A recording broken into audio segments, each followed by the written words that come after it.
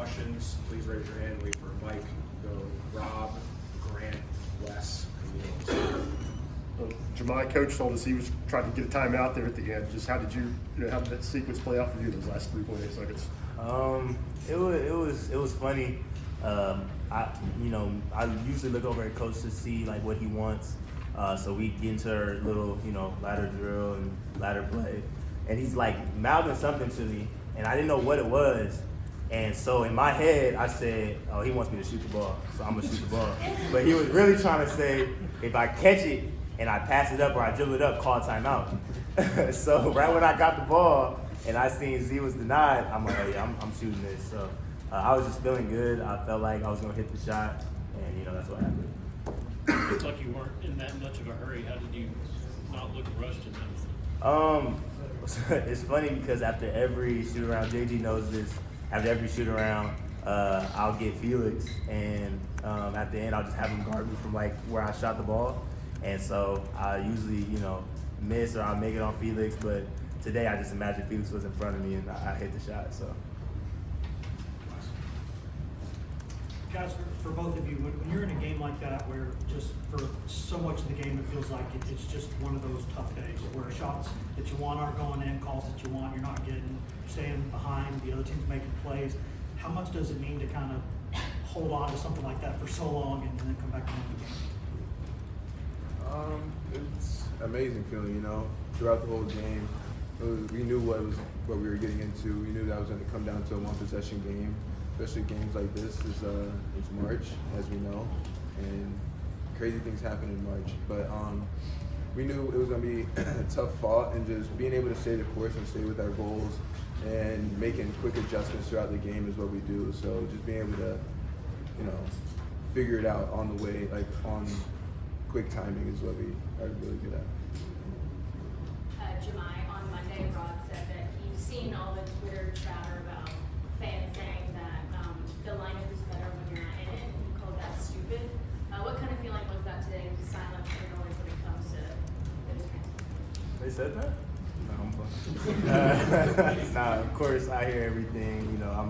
I'm like I said all the time. I'm still a guy that goes on social media sometimes, and the main thing for me is I really want to put everything I can into impressing and trying to win over and trying to make Tennessee fans happy. And I know that majority of them appreciate what I do and appreciate how hard I play. And it's something that I feel like I've said this a lot, and other people say it. It's something that goes beyond analytics, something that goes beyond the stat sheet. Those extra possessions are plays that I always make. And I think it's a big thing for guys to see that. For guys to trust their eyes and to not just trust analytics all the time, because you can find whatever stat you want in order to have your opinion on it. And I think that's the main thing that goes into analytics. But they know who I am. They know how hard I play. They know what I do to create other possessions, create shots for others, create shots for myself. I've always thought of myself as a culture changer and a culture enhancer. And ever since I came here, I feel like I've enhanced the culture into something even better. And that's something that I feel like I've been able to do ever since I was young to high school to now. And I want to be able to continue to do the rest of my career. Jahmai, you mentioned stealing extra possessions. We'll walk us through that offensive rebound on Chaz's missed free throw, and how did you kind of calm yourself down before those free throws? It's definitely one of those things that I feel like, when you're a regular fan of basketball, everybody loves the 6-point run that a guy goes on when they hit a step back jumper or they hit a fadeaway three, or runs they go on by themselves when it comes to scoring the ball.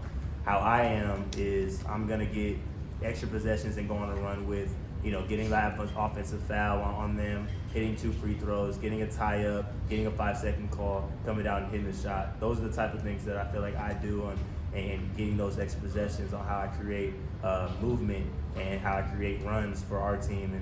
And like we were talking about, I think those are the possessions that go overlooked. But I told myself that it's a shot I practice all the time. I practice free throws every day.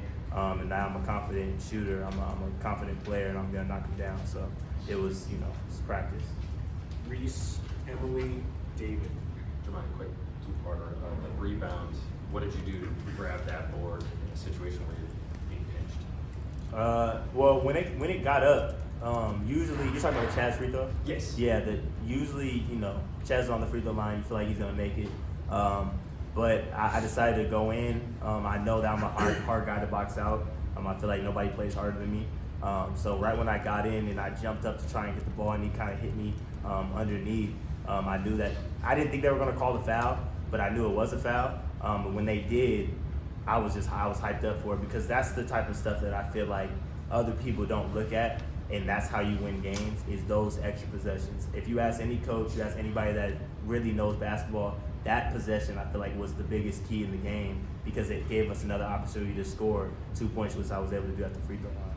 The second part on the free throw, the second one, you took a big deep breath. What was it going into that? I've definitely something I've been doing is self-talk. It's something that I started doing probably like a couple weeks ago, is really breathing in and telling myself that I am a great shooter, I am confident, I am whatever I need to be at that moment. And I told myself that I'm a great free throw shooter, and that's what the results were. So just kind of breathing in, calming myself down. I'm a very energetic player. I'm very amped up, but really relaxing, taking in the moment, and just doing what I practice all the time.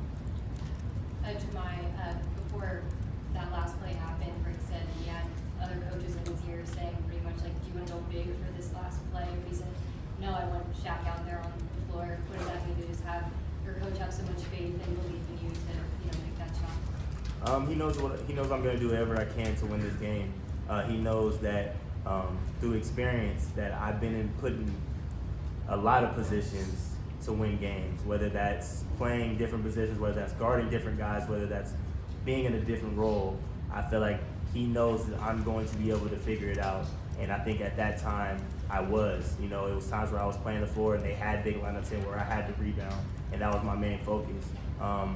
With me, it doesn't matter what it is. I'm going to figure it out, and I'm going to figure out a way to win. And I think that just comes with the competitive drive of who I am. Like I said, I feel like I'm the best defensive player in the country. I feel like I'm National Defensive Player of the Year, and that's what I've hung my hat on this whole year, and I feel like I'm the best at that. So he knows what I do on that floor. He knows how I create extra possessions. I think that's why he kept me in. Jahmai, in your career, you've been a part of SEC championships, regular season tournament. You've been in teams that have won NCAA games, but this was kind of different. This moment, how do you think you'll look back at this? Where do you think this moment will kind of rank in your time here?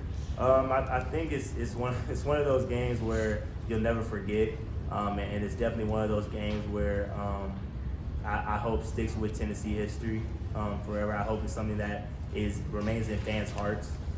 Seeing the effort, seeing the impact that I was able to leave on the floor, not for me, but for the team and for the fans, and to go out there, I do everything I can for them.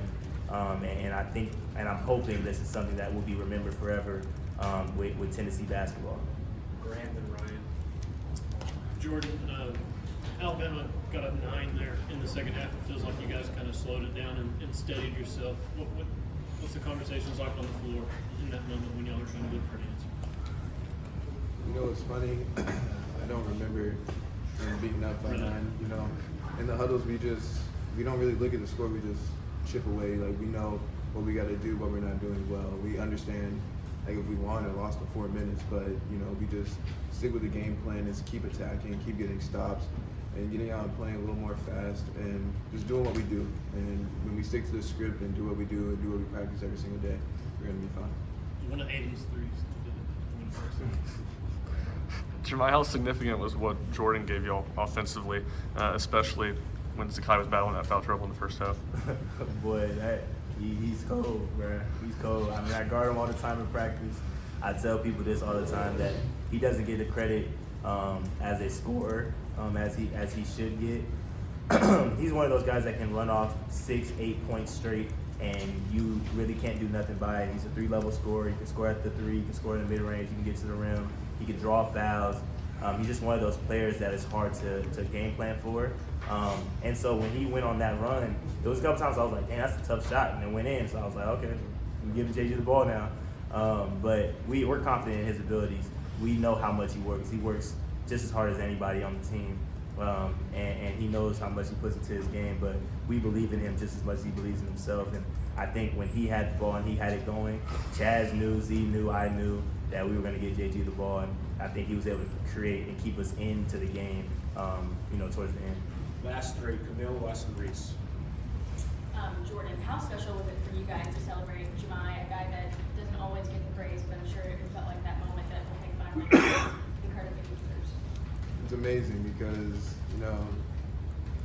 not many people know Shaq put in a ton of work over the summer, and just seeing it all pay off and just like him make that last shot, just feel like a weight lift off his shoulders. See Shaq just staring into the crowd, it's just amazing. And it's just a surreal moment, and just seeing him enjoy every single bit of it is just something amazing because this is every kid's dream, rivalry game Saturday. You got Dick Vitale commentating the game, and you hit a game winner, it's something amazing. So I'm just excited for him and just being able to, live out one of his dreams. Jordan, the way that role that you have when Zakai, the rare times when he's in foul trouble and he's not able to stay on the floor for his normal for 36 minutes, how much more comfortable are you in that role than maybe you would have been in the past? And what was your confidence level, in a situation like that, running the point going into the season? Now I became more comfortable and I feel more ready than ever this year because I go against him every single day in practice, and just being able to battle with him since April last year. Even Shaq knows we were in here playing one-on-one for 3 hours a day, just going at each other. And whenever we scrimmage each other over the summer, we're not friends. Nobody's friends in those scrimmages. It's a constant battle. And just being able to translate those days to real game times is paid off, and just being able to have to see myself grow and be more comfortable in those roles, especially from last year to this year, it's just been a great step. Jordan, back here, how have you become so elite as a mid-range shooter? Because that's usually a shot that you don't want to take unless you're really efficient.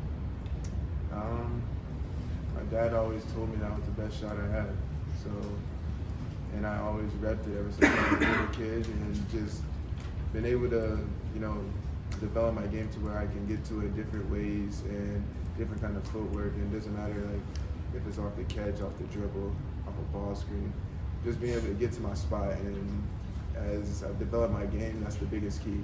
Getting to my spots and raising up and shooting I'm comfortable with it. Thanks, everyone. Thanks, guys.